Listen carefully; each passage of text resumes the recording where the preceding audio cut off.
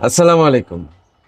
আমাদের দেশ স্বাধীন হওয়ার আগে স্বাধীনতার জন্য যারা নেতৃত্ব দিয়েছেন, যারা যুদ্ধে ঝাঁপিয়ে পড়েছেন, রক্ত দিয়েছেন, যারা যুদ্ধ করে আজও বেঁচে আছেন, তাদের সকলের উদ্দেশ্য ছিল সৎ এবং দেশপ্রেমময় ভরা।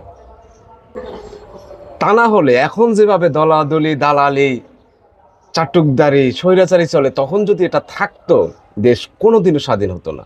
কারণ আমরা ছিলাম সবার থেকে ছোট। ইন্ডিয়া বলেন, পাকিস্তান বলেন, প্রত্যেকেই শক্তিশালী দেশ। আমার দেশ কোনোদিন স্বাধীন হতো না। তাদের উদ্দেশ্য ছিল সৎ।